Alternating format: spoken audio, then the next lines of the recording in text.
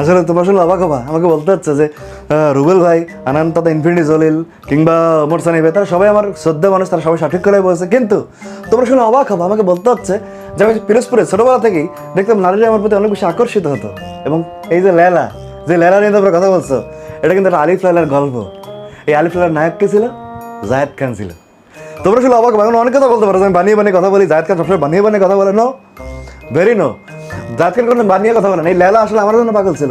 তার 50 years age এমনি হয়নি না, তার ছোটোবেলা থেকে তিনি আমাকে, তার ছোটোদের প্রতি একটা আগ্রহ ছিল। আমি সবসময় ছোটো ছিলাম, এই ছোটো থেকেই সে আমার প্রতি একটা চরমভাবে লোক দিত। সে আমাকে চাইতো, মনে চাইতো। একসময় প্রকাশ্যে বললো, আমি তাকে ডাইরেক্ট না করে দিয়েছি। তেমন তারপরে প্রিন্স মামুনের উপর তার আঘাত হানা দিল। প্রিন্স মামুদ গলে গেল BMW দেখে, কিন্তু আমি তো আসলে BMWতে গলার ছেলে না। তোমরা শুনলে অবাক হবে, আমি তো 27 ক্যারেট একজন মানুষ। আমার আসলে কোনো লেলা লাগে না নিজেকে বড় প্রমাণ করার জন্য।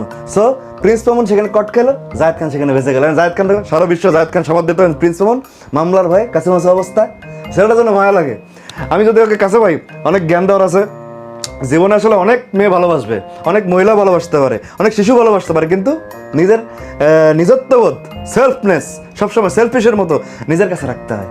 প্রিন্স মামুনটা বোঝে নাই দেখে এই বোকা ছেলে দেখো এখন কটকে গেছে।